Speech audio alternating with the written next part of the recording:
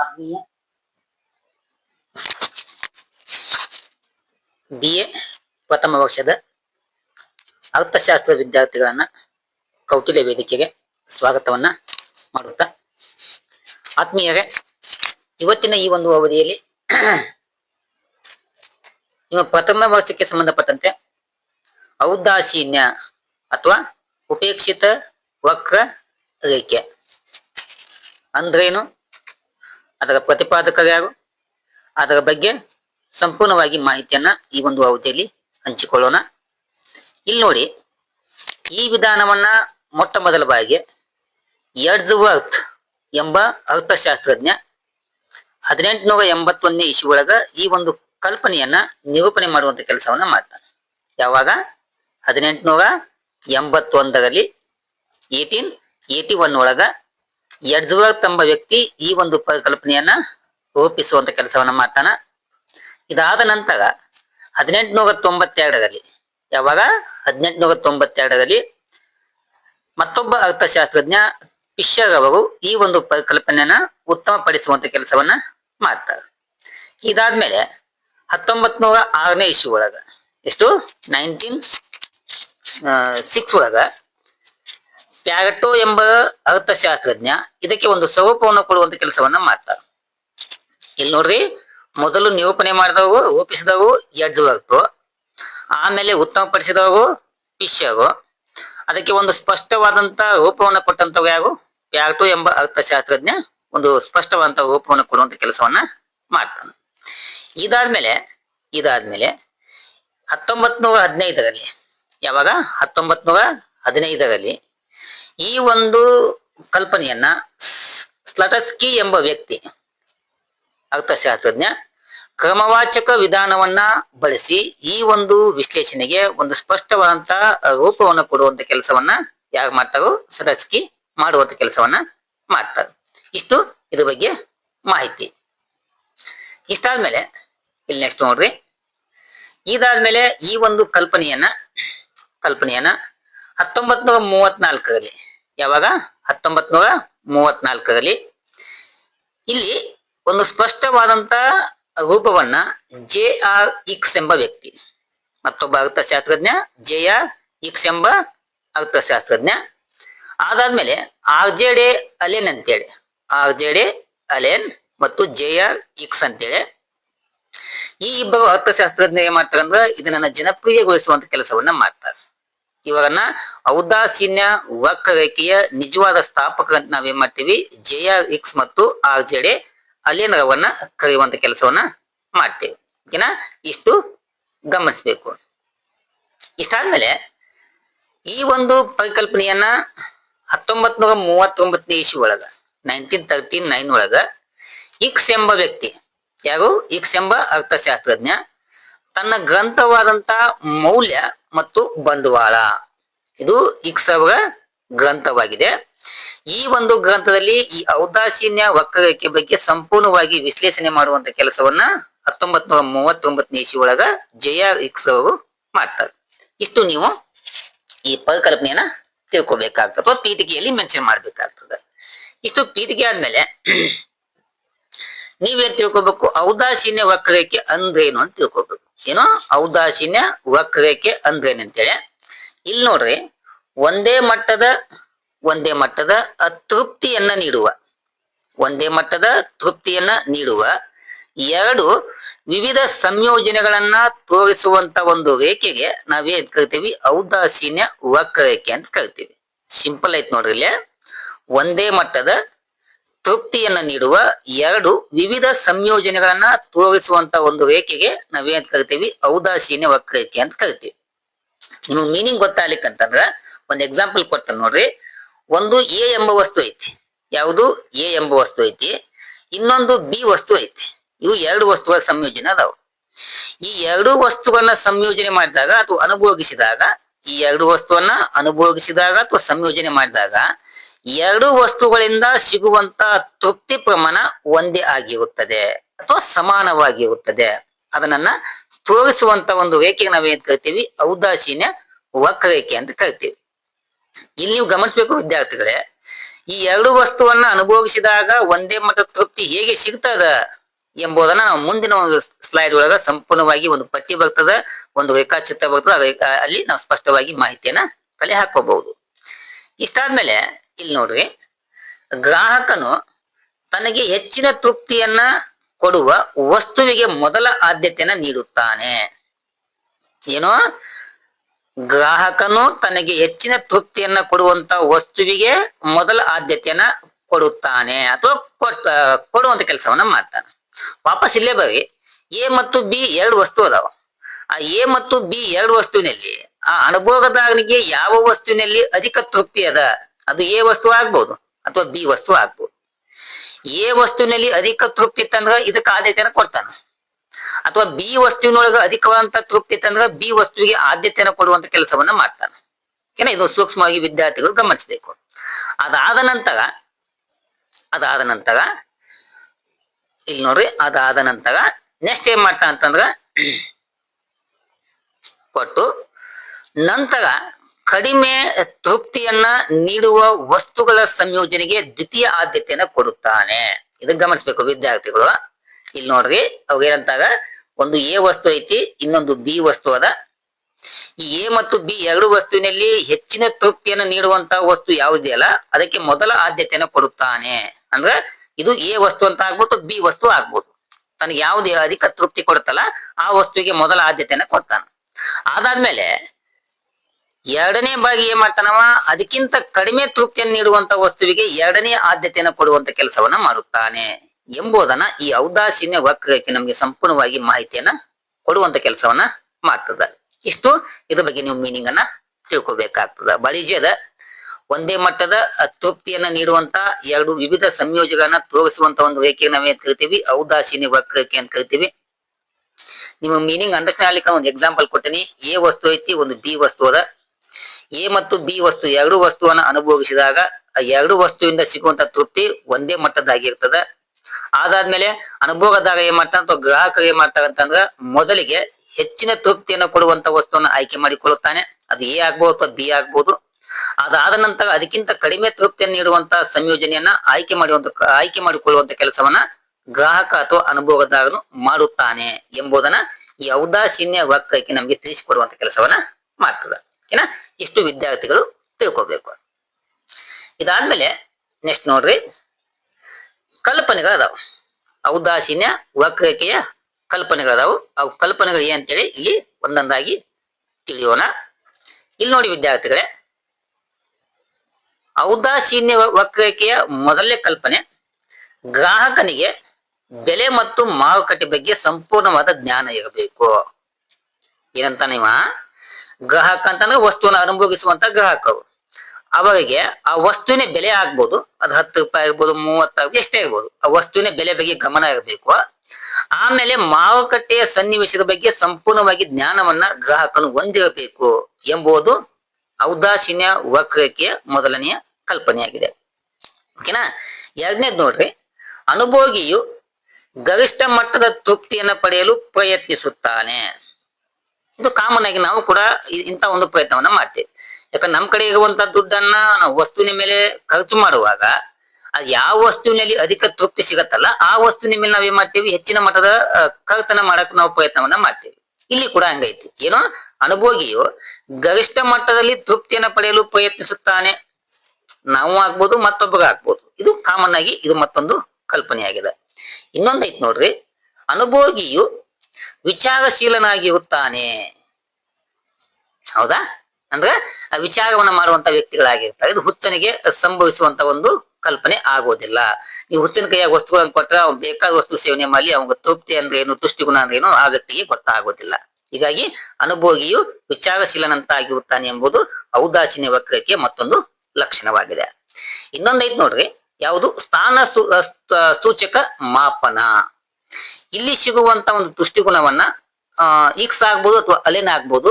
ಏನ್ ಕಲ್ಪನೆ ಮಾಡ್ಕೊಂಡಾಗ ಅಂತಂದ್ರ ಸಿಗುವಂತ ತುಷ್ಟಿಗುಣ ಅಥವಾ ತೃಪ್ತಿಯನ್ನ ನಾವು ಸ್ಥಾನ ಸೂಚಕ ಮಾಪನದ ಮೂಲಕ ಏನ್ ಮಾಡ್ಬೋದು, ಅಳೆಯಲು ಸಾಧ್ಯವಿದೆ ಎಂಬುದನ್ನ ಮತ್ತೊಂದು ಕಲ್ಪನೆಯನ್ನ ಇಟ್ಟುಕೊಂಡಿದ್ದಾಗ ಇದು ನಾಲ್ಕನೆಯ ಕಲ್ಪನೆ. ಇದಾದ್ಮೇಲೆ ಐದನೇ ಕಲ್ಪನೆ ನೋಡ್ರಿ.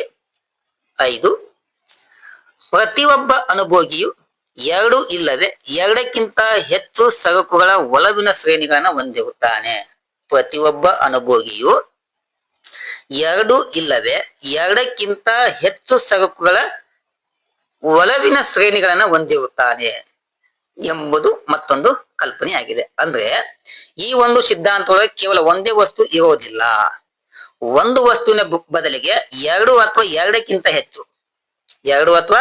ಎರಡಕ್ಕಿಂತ ವಸ್ತುಗಳ ಶ್ರೇಣಿಗಳನ್ನ ಒಳಗೊಂಡಿರುತ್ತಾನೆ ಎಂಬುದು ಮತ್ತೊಂದು ಕಲ್ಪನೆ ಆಗಿದೆ. ಇನ್ನೊಂದು ಕಲ್ಪನೆ ಏನು, ಅನುಭೋಗಿಯ ಆಯ್ಕೆಯಲ್ಲಿ ಯಾವುದೇ ಬದಲಾವಣೆ ಇರುವುದಿಲ್ಲ. ನೀವು ವಿದ್ಯಾರ್ಥಿಗಳು ಗಮನಿಸಬೇಕು. ಈಗ ನಾವ್ ಎರಡು ವಸ್ತುಗಳು ಅದಾವ ಅಂದ್ಮೇಲೆ ಆ ಎರಡು ವಸ್ತುವನ್ನು ಮಾತ್ರ ನಾವೇನ್ ಮಾಡ್ಬೇಕು, ಅದ್ರ ಮೇಲೆ ಗಮನ ಇರಬೇಕು. ಅಲ್ಲಿ ನಾವೇನಾದ್ರೂ ಆಯ್ಕೆಯಲ್ಲಿ ಬದಲಾವಣೆ ಮಾಡ್ಕೊಂಡ್ರೆ ಸಿಗುವಂತ ತುಷ್ಟುಗಳ ಮತ್ತೆ ಏನಾಗ್ತದೆ, ವಿಭಿನ್ನವಾಗಿ ಬದಲಾವಣೆಯನ್ನು ಆಗ್ತದೆ. ಹೀಗಾಗಿ ಅನುಭೋಗಿಯ ಆಯ್ಕೆಯಲ್ಲಿ ಏನಾಗುವುದಿಲ್ಲ, ಬದಲಾವಣೆ ಇರುವುದಿಲ್ಲ ಎಂಬುದು ಮತ್ತೊಂದು ಕಲ್ಪನೆ ಆಗಿದೆ. ಇನ್ನೊಂದು, ಅನುಭೋಗಿಯು ಖರ್ಚು ಮಾಡಲು ನಿರ್ದಿಷ್ಟ ಮಟ್ಟದ ಹಣವನ್ನ ಇಟ್ಟುಕೊಂಡಿರುತ್ತಾನೆ. ಏನೋ, ಅನುಭೋಗಿಯು ಖರ್ಚು ಮಾಡಲು ನಿರ್ದಿಷ್ಟ ಮಟ್ಟದ ಹಣವನ್ನ ಇಟ್ಟುಕೊಂಡಿರುತ್ತಾನೆ ಎಂಬುದು ಮತ್ತೊಂದು ಕಲ್ಪನೆ ಆಗಿದೆ. ನಮ್ಮ ಕಡೆ ಹಣಕಾಸಿನ ಪ್ರಮಾಣ ಲಭ್ಯತೆ ಇರ್ತದೆ, ಕಾಮನ್ ಆಗಿ ನಮ್ಮ ಕಡೆ ಇರ್ಬೋದು, ಮತ್ತೊಬ್ಬ ಕಡೆ ಇರ್ಬೋದು. ಹಿಂಗಾಗಿ ಹಣಕಾಸಿನ ಲಭ್ಯತೆಯನ್ನ ಇಟ್ಟುಕೊಂಡಿರುತ್ತಾನೆ ಎಂಬುದು ಮತ್ತೊಂದು ಕಲ್ಪನೆಯಾಗಿದೆ. ಇನ್ನೊಂದೈತಿ ನೋಡ್ರಿ, ಇಳಿಮುಖ ಸೀಮಾಂತ ಬದಲಿಕೆ ದರ ಇಲ್ಲಿ ಏನಾಗ್ತದ, ಅನ್ವಯ ಆಗ್ತದ ಎಂಬುದು ಮತ್ತೊಂದು ಪರಿಕಲ್ಪನೆ ಆಗಿದೆ. ಹಿಂಗಂದ್ರೆ ಏನು ಅನ್ನೋದನ್ನ ಮುಂದಿನ ಸ್ಲೈಡ್ ಒಳಗದ, ಅಲ್ಲಿ ಸಂಪೂರ್ಣವಾಗಿ ನಾವೇನ್ ಮಾಡೋಣ, ಇವಾಗನೇ ಮಾಡುವಂತ ಕೆಲಸವನ್ನ ಮಾಡ್ತೇವೆ. ಓಕೆನಾ? ಇಷ್ಟು ಔದಾಸೀನ್ಯ ವಕ್ರರೇಖೆಯ ಲಕ್ಷಣಗಳಾಗ್ಯಾವು. ಮುಂದ್ ನೋಡ್ರಿ, ಇಷ್ಟೋ ಮಟ್ಟ ಹೇಳಿದ್ದನ್ನ ಒಂದು ಪಟ್ಟಿಯ ಮೂಲಕ ನಮ್ಮ ವಿದ್ಯಾರ್ಥಿಗಳಿಗೆ ಸಂಪೂರ್ಣವಾಗಿ ತಿಳಿಸಿಕೊಡುವಂತ ಕೆಲಸವನ್ನ ಮಾಡ್ತೇನೆ. ಬಹಳ ಈಜಿ ಇದೆ. ಎಷ್ಟೋ ವಿದ್ಯಾರ್ಥಿಗಳು ಎಕನಾಮಿಕ್ಸ್ ಅಂದ್ರೆ ಬಿಗಿ ಅಂತ ನೀವು ತಿಳ್ಕೊತೀರಿ. ಎಕನಾಮಿಕ್ಸ್ ಅಂದ್ರೆ ಅದರಂತ ಈಜಿ ಆದಂತಹ ಸಬ್ಜೆಕ್ಟ್ ಜಗತ್ತೊಳಗೆ ಮತ್ತೊಂದಿಲ್ಲ ಎಂಬುದನ್ನ ನಮ್ಮ ವಿದ್ಯಾರ್ಥಿಗಳು ಸೂಕ್ಷ್ಮವಾಗಿ ಗಮನಿಸಬೇಕು. ಓಕೆನಾ? ಇಲ್ಲಿ ಪಟ್ಟಿ ಬರತ್ ನೋಡ್ರಿ, ಆ ಪಟ್ಟಿ ಒಳಗೆ ನಿಮ್ಗೆ ಸಂಪೂರ್ಣವಾಗಿ ಮಾಹಿತಿ ಕೊಡುವಂತ ಕೆಲಸವನ್ನ ಮಾಡ್ತೇನೆ. ಇಲ್ಲಿ ನೋಡ್ರಿ, ಔದಾಸೀನ್ಯ ವಕ್ರಕ್ಕೆ ಅನುಸೂಚಿ ಅಥವಾ ಪಟ್ಟಿ ಅಂದ್ರೆ ಏನು ಅಂತದ, ಒಂದೇ ಮಟ್ಟದ ತೃಪ್ತಿಯನ್ನ ನೀಡುವ ಎರಡು ವಸ್ತುಗಳ ವಿವಿಧ ಸಂಯೋಜನೆಗಳನ್ನ ತೋರಿಸುವಂತ ಒಂದು ಪಟ್ಟಿ ನಾವೇನ್ ಕರಿತೀವಿ, ಔದಾಸೀನ್ಯ ವಕ್ರರೇಖೆ ಪಟ್ಟಿ ಅಂತ ಕರಿತೀವಿ. ಏನಂತ ನಾವ ಒಂದೇ ಮಟ್ಟದ, ಇಲ್ಲಿ ನೋಡ್ರಿ, ಒಂದೇ ಮಟ್ಟದ ತೃಪ್ತಿಯನ್ನ ನೀಡುವ ಎರಡು ವಸ್ತುಗಳ ವಿವಿಧ ಸಂಯೋಜನೆಗಳನ್ನ ತೋರಿಸುವಂತ ಪಟ್ಟಿ. ನೋಡ್ರಿ, ಇಲ್ಲಿ ಒಂದು ವಸ್ತು ಐತಿ, ಇಲ್ಲಿ ಒಂದು ವಸ್ತು ಐತಿ. ಆ ಎರಡು ವಸ್ತುವಿನಿಂದ ಸಿಗುವಂತ ತೃಪ್ತಿ ಮಟ್ಟ ಏನಾಗ್ತದ, ಒಂದೇ ಆಗ್ತದ ಎಂಬುದನ್ನ ತೋರಿಸುವಂತ ಒಂದು ಪಟ್ಟಿ ನಾವೇನ್ ಕರಿತೀವಿ, ಔದಾಸೀನ್ಯ ವಕ್ರರೇಖೆ ಅನುಸೂಚಿ ಅಥವಾ ಪಟ್ಟಿ ಅಂತ ಕರಿತೀವಿ. ಇಷ್ಟು ವಿದ್ಯಾರ್ಥಿಗಳು ಗಮನಿಸ್ಬೇಕಾಗ್ತದ. ಇಲ್ಲಿ ಕೆಳಗೆ ಪಟ್ಟಿ ಐತಿ ನೋಡ್ರಿ, ಇಲ್ಲಿ ಪಟ್ಟಿ ಒಳಗೆ ಸೂಕ್ಷ್ಮವಾಗಿ ವಿದ್ಯಾರ್ಥಿ ಗಮನಿಸ್ಬೇಕು. ಎ ಸಂಯೋಜನೆ ಐತಿ, ಇದೇನಾ? ಬಿ ಸಂಯೋಜನೆ, ಸಿ, ಡಿ ಮತ್ತು ಇ 5 ಸಂಯೋಜನೆಗಳನ್ನ ತೆಗೆದುಕೊಳ್ಳಲಾಗಿದೆ. ಎಷ್ಟು? 5 ಸಂಯೋಜನೆ. ಆ 5 ಸಂಯೋಜನೆಯಲ್ಲಿ ಮೊದಲೇ ನೀವು ಒಂದು ಕ್ಲಿಯರ್ ಮಾಡ್ಕೊಂಡ್ಬಿಡ್ರಿ, ಆಮೇಲೆ ಈಜಿ ಆಗ್ತದ. ಎ ಸಂಯೋಜನೆ ತಿಳ್ಕೊ. ಎ ಸಂಯೋಜನೆ ಒಳಗ ನೀವು ಮಾವಿನ ಹಣ್ಣನ್ನ ಸ್ವೀಕರಿಸುವಂತ ಅಥವಾ ಅನುಭವಿಸುವಂತ ಪ್ರಮಾಣ ಒಂದದ. ಎಷ್ಟದಿ? ಒಂದದ. ಅದೇ ಪ್ರಮಾಣ ನೀವೇನ್ ಮಾಡ್ಬೇಕು, ಎರಡನೇದ್ದು ಯಾವುದು, ಬಾಳೆಹಣ್ಣುಗಳ ಪ್ರಮಾಣ 12 ಅದ. ಈ ಎರಡೂ ಹಣ್ಣನ್ನ ಸೇವನೆ ಮಾಡಿದಾಗ ನಮಗೆ ಸಿಗುವಂತ ತುಷ್ಟುಗಳ ಪ್ರಮಾಣ ಆಗ್ತದ, ಒಂದೇ ಮಟ್ಟದಾಗಿರ್ತದ. ಇಲ್ಲಿ ನೋಡ್ರಿ, ಈಗ ನಾವು ಮಾವಿನ ಹಣ್ಣನ್ನ ಹೆಚ್ಚಿನ ಪ್ರಮಾಣದಲ್ಲಿ ಅನುಭವವನ್ನ ಮಾಡ್ಬೇಕಂತೇಳಿ ಇಷ್ಟ ಆಗಿದೆ. ಅವಾಗ ಒಂದು ಮಾವಿನ ಹಣ್ಣಿನ ಪ್ರಮಾಣವನ್ನು ಹೆಚ್ಚಿಸ್ಬೇಕಂತಂದ್ರ ಇಲ್ಲಿ 4ರಷ್ಟು ಪ್ರಮಾಣವನ್ನ ಬಾಳೆಹಣ್ಣ ತ್ಯಾಗ ಮಾಡ್ಬೇಕಾಗ್ತದ. ಅಂದಾಗ ನಿನಗೆ ಏನಾಗ್ತದ, ಸಮಾನ ಮಟ್ಟದ ತೃಪ್ತಿಯನ್ನು ಪಡೆದುಕೊಳ್ಳಲು ಸಾಧ್ಯ ಆಗ್ತದ. ಇನ್ನು ನೋಡ್ರಿ, ನೀವು 3ನೇ ಹಣ್ಣನ್ನ ಮಾವಿನ ಸೇವಿಸಬೇಕು ಎಂಬುದು ಆಸೆ ಆಗ್ಯದ. ಆ 3ನೇ ಹಣ್ಣು ಮಾವಿನ ಹೆಚ್ಚಿಗೆ ಮಾಡ್ಬೇಕಂತಂದ್ರ ಅಲ್ಲಿ ಬಾಳೆಹಣ್ಣುಗಳ ತ್ಯಾಗವನ್ನ ಮತ್ತೆ ಮಾಡ್ಬೇಕಾಗ್ತದ. ಇಲ್ಲಿ ಮತ್ತೆ 8ರಿಂದ 3ರಷ್ಟು ಬಾಳೆಹಣ್ಣು ಏನ್ ಮಾಡಿ ನೀವು ತ್ಯಾಗವನ್ನ ಮಾಡಿ. ಮತ್ತೆ ಮುಂದ್ ನೋಡ್ರಿ, ನೀ ಹೆಂಗ್ ಮಾವಿನ ಹಣ್ಣುಗಳ ಸಂಖ್ಯೆ ಸೇವನೆ ಪ್ರಮಾಣ ಹೆಚ್ಚಿಗೆ ಮಾಡ್ತೀಯಲ್ಲ, ಹಂಗಂಗ್ ನೀ ಏನ್ ಮಾಡ್ಬೇಕಾಗ್ತದ, ಬಾಳೆಹಣ್ಣುಗಳ ಪ್ರಮಾಣವನ್ನ ತ್ಯಾಗ ಮಾಡ್ಬೇಕಾಗ್ತದ. ಹಿಂಗ ತ್ಯಾಗ ಮಾಡಿದಾಗ ಮಾತ್ರ ಆ ಎರಡು ವಸ್ತುವನ್ನ ಅನುಭವಿಸಿದಾಗ ನಿನಗೇನಾಗ್ತದ, ಸಮಾನ ಮಟ್ಟದ ತೃಪ್ತಿಯನ್ನ ಪಡೆಯಲು ಸಾಧ್ಯ ಆಗುತ್ತದೆ ಎಂಬುದು ಈ ಪಟ್ಟಿಯ ಮೂಲಕ ನಾವೇನ್ ಮಾಡ್ಬೋದು, ತಿಳಿಸಬಹುದು. ನೋಡ್ರಿ, ಮೊದ್ಲೇಕ್ ಒಂದ ಮಾನ್ಯತ, ನಿನ್ ಕಡೆ ಇರುವಂತ ಲಭ್ಯ ಇರುವಂತ ಹಣಕಾಸಿನ ಮೂಲಕ ಒಂದು ಮಾನ್ಯತೆ ತಗೊಂಡೆ. ಅದೇ ಸಮಯದೊಳಗ 12 ಬಾಳೆಹಣ್ಣು ತಗೊಂಡೆ. ಒಂದು ಮಾವಿನನ್ನು 12 ಬಾಳೆಹಣ್ಣು. ಈಗ ನಿನಗೆ ಏನಾಗೈತಿ, ನಿನ್ ಕಡೆ ಇರುವಂತ ಹಣಕಾಸಿನ ಪ್ರಮಾಣ ನಿರ್ದಿಷ್ಟ ಪ್ರಮಾಣದಲ್ಲಿ ಇರ್ತದೆ, ಹೆಚ್ಚಿಗೆ ಆಗುದಿಲ್ಲ, ಕಡಿಮೆ ಆಗುದಿಲ್ಲ. ಈಗ ಮಾವಿನ ಹಣ್ಣಿನ ಪ್ರಮಾಣವನ್ನು ಹೆಚ್ಚಿಗೆ ಮಾಡ್ಕೊತ ಹೊಂಟಿ. 1 2 3 4 5 ಹೆಚ್ಚಿಗೆ ಮಾಡ್ಕೊತ ಹೊಂಟಿ. ಈಗ ಮಾವಿನ ಹಣ್ಣು ಹೆಚ್ಚಿಗೆ ಮಾಡಿದಾಗ ನೀ ಮತ್ತೊಂದು ತ್ಯಾಗ ಮಾಡ್ಬೇಕಾಗ್ತದ. ಇಲ್ಲಿ ನೋಡ್ರಿ, ಬಾಳೆಹಣ್ಣು ಮೊದ್ಲೇ ಹಣ್ಣು ಇಟ್ಕೊಂಡಿದ್ದೆ. ಈಗ ಒಂದು ಮಾವಿನ ಹಣ್ಣನ್ನ ಹೆಚ್ಚಿಗೆ ತಗೋಬೇಕಂತಂದ್ರ ನೀ 4ರಷ್ಟು ಬಾಳೆಹಣ್ಣು ತ್ಯಾಗ ಮಾಡ್ಬೇಕಾಗ್ತದ. ಅಂದಾಗ ಮಾತ್ರ ನಿಮ್ಗೆ ಸಿಗುವ ತೃಪ್ತಿ ಏನಾಗ್ತದ, ಸಮಾನ ಮಟ್ಟದಲ್ಲಿ ಆಗ್ತದ. ನೀ ಏನಾದ್ರು ಇವನು ಜಾಸ್ತಿ ಮಾಡ್ತಾನೆ ಇವನು ಜಾಸ್ತಿ ಮಾಡ್ತೇವ ಅಂತಂದ್ರ ನಿನ್ ಕಡೆ ಇರುವಂತಹ ಹಣಕಾಸಿನ ಪ್ರಮಾಣ ನಿರ್ದಿಷ್ಟವಾಗಿ ಇರ್ತದ. ಓಕೆನಾ? ಹೀಗಾಗಿ ನೀ ಹೆಂಗ ಎರಡು ವಸ್ತುಗಳಿಂದ ಸಮಾನವಾಗಿ ನೀ ತೃಪ್ತಿ ಪಡಿಬೇಕಂತಂದ್ರ ಒಂದು ವಸ್ತುವನ್ನ ಹೆಚ್ಚಾಗಿ ಅನುಭವಿಸುತ್ತಾ ಹೋದಂತೆ ಮತ್ತೊಂದು ವಸ್ತುವನ್ನ ಕಡಿಮೆ ಪ್ರಮಾಣದಲ್ಲಿ ಓಕೆನಾ? ಇಷ್ಟು ಈ ಪಟ್ಟಿಯ ಬಗ್ಗೆ ನೀವೇನ್ ಮಾಡ್ಬೇಕು, ನನ್ನ ಮುದ್ದು ವಿದ್ಯಾರ್ಥಿಗಳು ತಿಳ್ಕೊಳ್ಬೇಕು. ಇನ್ನೊಂದು ಬೇಕಾ ಸಿಂಪಲ್ ಆಗತ್ತೆ ನೋಡ್ರಿ. ಒಂದು ಮಾವಿನ ಹಣ್ಣು 12 ಬಾಳೆಹಣ್ಣು, ಇವೆರಡು ವಸ್ತುವನ್ನ ಸಂಯೋಜನೆ ಮಾಡಿದಾಗ ಅಥವಾ ಅನುಭವಿಸಿದಾಗ ಸಿಗುವಂತ ತುಷ್ಟಿಗಳು ಸಮಾನವಾಗಿರ್ತದ. ಈಗ ಮಾವಿನ ಹಣ್ಣಿನ ಪ್ರಮಾಣವನ್ನು ಹೆಚ್ಚಿಗೆ ತಿನ್ಬೇಕು ಅಂತ ನಿನಗೇನಾದ್ರು ಆಸೆ ಆತಂತಂದ್ರ ಒಂದು ಪ್ರಮಾಣ ಹೆಚ್ಚಿಗೆ ಮಾಡ್ತಿ, ಅವಾಗ 4ರಷ್ಟು ಪ್ರಮಾಣವನ್ನ ಬಾಳೆಹಣ್ಣುಗಳ ತ್ಯಾಗವನ್ನ ಮಾಡ್ಬೇಕಾಗ್ತದೆ. ಇಲ್ಲಿ ಕಂಟಿನ್ಯೂಸ್ ಆಗಿ ಇಲ್ಲಿ ಕಡಿಮೆ ಆಗುತ್ತಾ ಹೋಗ್ತದ, ಇಲ್ಲಿ ಹೆಚ್ಚಿಗೆ ಆಗುತ್ತಾ ಹೋಗ್ತದ. ಒಟ್ಟಾರೆಯಾಗಿ ಎರಡು ವಸ್ತುವನ್ನ ಅನುಭವಿಸಿದಾಗ ಸಿಗುವಂತ ತುಷ್ಟುವಿನ ಪ್ರಮಾಣ ಅನುಭವದಾರನಿಗೆ ಸಮಾನವಂತ ತೃಪ್ತಿಯನ್ನ ಕೊಡುತ್ತದೆ ಎಂಬುದು ಔದಾಸೀನ್ಯ ವಕ್ರಕ್ಕೆ ನಮ್ಗೆ ಸಂಪೂರ್ಣವಾದ ಮಾಹಿತಿಯನ್ನ ಒದಗಿಸಿಕೊಡುವಂತ ಕೆಲಸವನ್ನ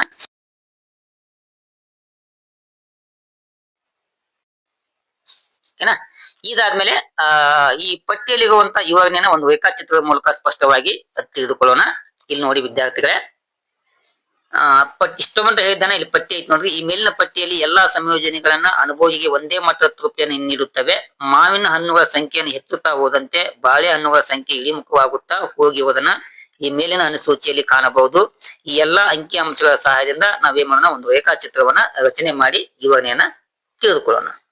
ಇಲ್ಲಿ ರೇಖಾಚಿತ್ರ ಐತಿ ನೋಡ್ರಿ. ಇಲ್ಲಿ ಬಹಳ ಈಜಿ ಅದೇ, ಸುಲಭವಾಗಿ ತಿಳ್ಕೊಬಹುದು. ಇಲ್ಲಿ ನೋಡ್ರಿ, ಇಲ್ಲಿ ನೋಡ್ರಿ, ಓ ಎಕ್ಸ್ ಅಕ್ಷದಲ್ಲಿ, ಇಲ್ಲಿ ಓ ಇದು ಎಕ್ಸ್ ಅಕ್ಷದಲ್ಲಿ ಮಾವಿನ ಹಣ್ಣುಗಳ ಪ್ರಮಾಣವನ್ನ ಬಿಂಬಿಸಲಾಗಿದೆ. ಓ ವೈ ಅಕ್ಷದಲ್ಲಿ ಬಾಳೆಹಣ್ಣುಗಳ ಪ್ರಮಾಣವನ್ನ ಬಿಂಬಿಸಲಾಗಿದೆ. ಇಲ್ಲಿ ನೋಡ್ರಿ, ಒಂದು ಮಾವಿನ ಹಣ್ಣನ್ನ ಎ ಸಂಯೋಜನೆಯಲ್ಲಿ ಒಂದು ಮಾವಿನ ಹಣ್ಣನ್ನ ಮತ್ತು 12 ಬಾಳೆಹಣ್ಣನ್ನ ಅನುಭವವನ್ನು ಮಾಡಿವೆ. ನೋಡ್ರಿ, ಒಂದು ಮಾವಿನ ಹಣ್ಣು 12 ಬಾಳೆಹಣ್ಣನ್ನ ಅನುಭೋಗವನ್ನ ಮಾಡಿವಿ. ಇದು ಯಾವ ಸಂಯೋಜನೆ? ಇದು ಎ ಸಂಯೋಜನೆ. ಇನ್ನು ಬಿ ಸಂಯೋಜನೆ ಒಳಗ 2 ಮಾವಿನ ಹಣ್ಣು ಪ್ರಮಾಣವನ್ನ ಅನುಭೋಗ ಮಾಡಿವಿ. ಅವಾಗ 8 ಬಾಳೆಹಣ್ಣನ ಅನುಭೋಗವನ್ನ ಮಾಡಿವಿ. ಇದು ಬರುವಂತ ಮತ್ತೊಂದು ಸಂಯೋಜನೆ. ಇನ್ನು 3ನೇ ಮಾವಿನ ಸೇವನೆ ಮಾಡಿದಾಗ ನೀನು ಎಷ್ಟು ಮಟ್ಟದ ಸಿಗುವಂತ ಬಾಳೆಹಣ್ಣುಗಳ ಪ್ರಮಾಣ 6 ಆಗ್ತದೆ. ಇಲ್ಲಿ ನೋಡ್ರಿ, ಇನ್ನು 4ನೇ ಮಾವಿನ ಹಣ್ಣನ್ನ ಸೇವನೆ ಮಾಡಿದಾಗ ಬಾಳೆಹಣ್ಣುಗಳ ಪ್ರಮಾಣ 4ರಷ್ಟು ಆಗ್ತದೆ. ಓಕೆನಾ? ಇನ್ನು 5ನೇ ಬಾಳೆಹಣ್ಣು ಸೇವನೆ ಮಾಡಿದಾಗ ನಿನಗೆ ಸಿಗುವಂತ ಇದರ ಪ್ರಮಾಣ 2ರಷ್ಟು ಆಗ್ತದೆ. ಹೀಗಾಗಿ ಇದು ಎ ಸಂಯೋಜನೆ, ಬಿ ಸಂಯೋಜನೆ, ಸಿ, ಡಿ ಮತ್ತು ಇ ಇಷ್ಟು ನಾವು ಕೂಡಿಸಿದಾಗ ನಮ್ಗೆ ಏನ್ ಲಭ್ಯ ಆಗ್ತದೆ? ಔದಾಸೀನ್ಯ ವಕ್ರರೇಖೆ ಲಭ್ಯವಾಗುತ್ತದೆ. ಇದು ಐಸಿ ಕರ್ವ್, ಇದು ಐಸಿ. ಓಕೆನಾ? ಇಷ್ಟು ಈ ಪಟ್ಟಿಯಲ್ಲಿ ನಾವೇನ್ ಮಾಡ್ಬೋದು, ಸುಲಭವಾಗಿ ವಿದ್ಯಾರ್ಥಿಗಳು ತಿಳ್ಕೊಬಹುದು. ಇಲ್ಲಿ ಸಂಯೋಜನೆ ಒಂದದ, ಇದು ಕೂಡ ಸೇಮ್ ಅದ, ಇದು ಕೂಡ ಸೇಮ್ ಅದ, ಇದು ಕೂಡ. ಹಿಂಗಾಗಿ ಎಡದಿಂದ ಬಲಕ್ಕೆ ಏನಾಗ್ತದೆ, ಇದು ಇಳಿಮುಖ ಸೀಮಾಂತ ಬದಲಿಕೆ ದರವನ್ನ ಈ ರೇಖಾಚಿತ್ರ ನಮಗೆ ತಿಳಿಸಿಕೊಡುವಂತ ಕೆಲಸವನ್ನ ಮಾಡ್ತದ. ಓಕೆನಾ? ಬಹಳ ಈಜಿಯಾದ ವಿದ್ಯಾರ್ಥಿಗಳೇ, ಕ್ಲಿಸ್ಟ್ ಮಾಡ್ಕೊಳಕ್ ಹೋಗ್ಬಾರ್ರಿ. ಸುಲಭವಾಗಿ ನೀವು ಏನ್ ಮಾಡ್ಬೋದು, ಎಕ್ಸಾಮ್ ಒಳಗ ಬರೀಬಹುದು. ಇದಾದ್ಮೇಲೆ ಇಲ್ಲಿ ನೋಡ್ರಿ, ಈ ಮೇಲಿನ ರೇಖಾಚಿತ್ರದಲ್ಲಿ ಓ ಎಕ್ಸ್ ಅಕ್ಷದಲ್ಲಿ ಮಾವಿನ ಹಣ್ಣುಗಳನ್ನ ಮತ್ತು ಓ ವೈ ಅಕ್ಷದಲ್ಲಿ ಬಾಳೆಹಣ್ಣು ತೋರಿಸಿದೆ. ಐಸಿ ರೇಖೆಯು ಎ ಬಿ ಸಿ ಡಿ ಮತ್ತು ಈ ಸಂಯೋಜನೆಗಳನ್ನ ಗುರುತಿಸಿ ಅವುಗಳ ಸೇರಿಸಿದಾಗ ನಮ್ಗೆ ಏನ್ ಸಿಗ್ತದ? ಔದಾಸೀನ್ಯ ವಕ್ರರೇಖೆ ಐಸಿ ನಮ್ಗೆ ಏನಾಗ್ತದ? ಲಭ್ಯ ಆಗ್ತದೆ. ಇಲ್ಲಿ ನೋಡ್ರಿ, ಐಸಿ ದೊರೆಯುತ್ತದೆ. ಈ ರೇಖೆಯ ಮೇಲಿನ ಎಲ್ಲಾ ಬಿಂದುಗಳಿಂದ ಅನುಭೋಗಿಯು ಸಮನಾದ ತೃಪ್ತಿಯನ್ನು ಪಡೆದುಕೊಳ್ಳುತ್ತಾನೆ. ಅನುಭೋಗಿಯು ಈ ರೇಖೆಯ ಮೇಲಿನ ಒಂದು ಬಿಂದುವನ್ನು ಆಯ್ಕೆ ಮಾಡಿಕೊಂಡಾಗ ಆ ಬಿಂದುಗಳ ಬಗ್ಗೆ ಔದಾಸೀನಾಗಿರುತ್ತಾನೆ. ನೀವು ಏನ್ 5 ಬಿಂದು ಅದಾವಲ್ಲ, ಆ 5 ಬಿಂದುಗಳ ಒಂದು ಬಿಂದುವನ್ನ ಯಾವ ಬಿಂದುವನ್ನು ಆಯ್ಕೆ ಮಾಡ್ಕೋತಾನಲ್ಲ ಅಲ್ಲಿ ಇರ್ತಾ ಅನುಭೋಗದಾಗ ಸಮತೋಲನವನ್ನ ಕಾಪಾಡಿಕೊಳ್ಳುತ್ತಾನೆ ಎಂಬುದು ಈ ರೇಖಾಚಿತ್ರದ ಮೂಲಕ ನಮ್ಗೆ ಏನಾಗ್ತದ? ಮಾಹಿತಿ ಲಭ್ಯ ಆಗ್ತದ. ಏನ? ಇಷ್ಟಾದ್ಮೇಲೆ ಇಲ್ಲಿ ತನಕ ನಿಮ್ಗ ಮಾಹಿತಿ ಲಭ್ಯ ಆತ ಅಂತ ತಿಳ್ಕೊತಾನೆ. ವಾಪಸ್ ಇನ್ನೊಮ್ಮೆ ಹೇಳ್ತಾ ನೋಡ್ರಿ, ವೆರಿ ಸಿಂಪಲ್ ಅದ. ಒಂದು ವಸ್ತುವನ್ನ ಒಂದೇ ಮಟ್ಟದ ತೃಪ್ತಿಯನ್ನ ನೀಡುವ ನೀಡುವ ಎರಡು ವಿವಿಧ ಸಂಯೋಜನೆಗಳನ್ನ ತೋರಿಸುವಂತ ಒಂದು ಔದಾಸೀನ್ಯ ರೇಖೆ ನಾವೇನ್ ಕರಿತೀವಿ ಔದಾಸೀನ್ಯ ವಕ್ರರೇಖೆ ಅಂತ ಕರಿತೀವಿ. ಅಲ್ಲಿ ಮಾವಿನ ಹಣ್ಣು ಮತ್ತು ಬಾಳೆಹಣ್ಣು ಅಂತೇಳಿ ಎರಡು ಎಕ್ಸಾಂಪಲ್ ತಗೊಂಡಿದ್ವಿ. ಆ ಎರಡು ಎಕ್ಸಾಂಪಲ್ ಒಂದು ಪಟ್ಟಿ ಇತ್ತು. ಆ ಪಟ್ಟಿಯ ಮೂಲಕ ನಾವ್ ಹೆಂಗ್ ತ್ಯಾಗ ಮಾಡಿದ್ವಿ, ಯಾವ ವಸ್ತುವಿಗೆ ಆದ್ಯತೆ ಕೊಟ್ಟಿವಿ ಅನ್ನೋದನ್ನ ನಾವು ಸಂಪೂರ್ಣವಾಗಿ ತಿಳ್ಕೊಂಡ್ವಿ. ಅದಾದ್ಮೇಲೆ ರೇಖಾಚಿತ್ರದ ಮೂಲಕ ತಿಳ್ಕೊಂಡ್ವಿ, ಕೆಲವೊಂದು ಕಲ್ಪನೆಗಳನ್ನ ತಿಳ್ಕೊಂಡ್ವಿ. ಈ ಕಲ್ಪನೆಗಳಾದ್ಮೇಲೆ ಈ ಸಿದ್ಧಾಂತವು ಕೆಲವೊಂದು ಟೀಕೆಗಳನ್ನ ಒಳಗೊಂಡಿದೆ. ಎಂತ ಟೀಕೆ ಅಂತಂದ್ರ ಈ ಔದಾಸೀನ್ಯ ವಕ್ರರೇಖೆಯು ಅವಾಸ್ತವಿಕ ಕಲ್ಪನೆಗಳನ್ನ ಒಳಗೊಂಡಿದೆ. ಅಂದ್ರೆ ಹೇಳುವಂತ ಕಲ್ಪನೆಗಳು ಅವಾಸ್ತವಿಕವಾಗಿದೆ ಅಂತೇಳಿ ಟೀಕೆಗೆ ಒಳಪಡಿಸಬಹುದು. ಅನುಭೋಗಿಯು ವಿವೇಕಶೀಲನಾಗಿ ವರ್ತಿಸುವುದಿಲ್ಲ. ಎಲ್ಲ ಅನುಭವದಾರನು ವಿವೇಕಶೀಲನಾಗಿ ವರ್ತಿಸುವುದಿಲ್ಲ ಎಂಬಂತೇಳಿ ಟೀಕೆಗೆ ಒಳಪಡಿಸಲಾಗಿದೆ. ಇದು ಕೇವಲ ಎರಡು ಸರಕುಗಳ ಮಾದರಿಯಾಗಿದೆ. ಅಂದ್ರೆ ಇದು ಕೇವಲ ಎರಡು ವಸ್ತುವಿನ ಅಧ್ಯಯನವನ್ನ ಮಾಡಲಾಗಿದೆ ಅಂತೇಳಿ ಟೀಕೆಗೆ ಒಳಪಡಿಸಬಹುದು. ಇನ್ನೊಂದು, ಮಾರುಕಟ್ಟೆಯ ವರ್ತನೆಯ ಬಗ್ಗೆ ನಿರ್ಲಕ್ಷ್ಯವನ್ನ ಇದು ಮಾಡಿದೆ. ಇನ್ನು ಮಾರುಕಟ್ಟೆಯ ವರ್ತನೆ ಬಗ್ಗೆ ನಿರ್ಲಕ್ಷ್ಯವನ್ನ ಮಾಡಿದೆ. ಇನ್ನೊಂದು, ಅನಿಶ್ಚಿತತೆಯನ್ನ ವಿವರಿಸುವುದಿಲ್ಲ. ಇದು ಅನಿಶ್ಚಿತತೆಯನ್ನ ವಿವರಣೆಯನ್ನ ಕೊಡುವುದಿಲ್ಲ ಎಂಬುದನ್ನ ಟೀಕೆಗೆ ಒಳಪಡಿಸಬಹುದು.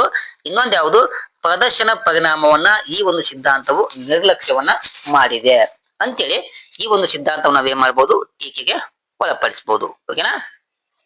ಇಷ್ಟು ವಿದ್ಯಾರ್ಥಿಗಳೇ ಔದಾಸೀನ್ಯ ವಕ್ರರೇಖೆ ಅಂದ್ರೇನು, ಆ ಉದಾಸೀನ್ಯ ವಕ್ರರೇಖೆನ ನಾವ್ ಯಾವ ತೆರನಾಗಿ ಅಧ್ಯಯನ ಮಾಡ್ತೀವಿ, ಔದಾಸೀನ್ಯ ವಕ್ರರೇಖೆ ಕಲ್ಪನೆಗಳು ಯಾವುವು, ಅದರ ಪಟ್ಟಿ, ಅದರ ರೇಖಾಚಿತ್ರ, ಅದರ ಬಗ್ಗೆ ಪೀಠಿಕೆ, ಅದರ ಪ್ರತಿಪಾದಕರು ಯಾರು ಎಂಬುದನ್ನ ಸಂಪೂರ್ಣವಾಗಿ ನಾವು ಅಧ್ಯಯನ ಮಾಡಲಾಗಿದೆ.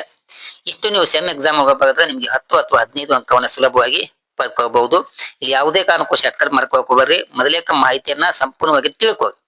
ಅರ್ಥಶಾಸ್ತ್ರವನ್ನ ತಿಳ್ಕೊಂಡ್ರೆ ಮಾತ್ರ ನೀವು ಎಕ್ಸಾಮ್ ಒಳಗೆ ಬರೀಬಹುದು. ಕಂಠಪಾಠ ಮಾಡಕ್ ಹೋಗ್ಬರ್ರಿ. ಎಷ್ಟು ನಿಮ್ಗೆ 2-3 ಎಕ್ಸಾಂಪಲ್ ಕೊಟ್ಟನೆ ಆ ಎಕ್ಸಾಂಪಲ್ ನೆನಪಿಟ್ಟುಕೊಂಡು ಸಂಪೂರ್ಣವಾಗಿ ವಿವರಣೆ ಮಾಡ್ಬೇಕಂತೇಳಿ ನನ್ನ ಆತ್ಮೀಯ ವಿದ್ಯಾರ್ಥಿಗಳಲ್ಲಿ ಕೇಳ್ಕೊತಾ ಈ ಒಂದು ತರಗತಿಯನ್ನ ಇಲ್ಲಿಗೆ ಮುಗಿಸ್ತೇನೆ. ಥ್ಯಾಂಕ್ ಯು, ನಮಸ್ಕಾರ. ಆದಷ್ಟು ವಿಡಿಯೋನ ನಿಮ್ಮ ಸ್ನೇಹಿತರಿಗೆ ಫಾರ್ವರ್ಡ್ ಮಾಡ್ರಿ. ಆದಷ್ಟು ಎಲ್ಲರೂ ಲೈಕ್ ಮಾಡಿ ಚಾನಲ್ಗೆ ಸಪೋರ್ಟ್ ಮಾಡ್ಬೇಕಂತೇಳಿ ತಮ್ಮಲ್ಲಿ ಕೇಳ್ಕೊತಾನೆ. ನಮಸ್ಕಾರ.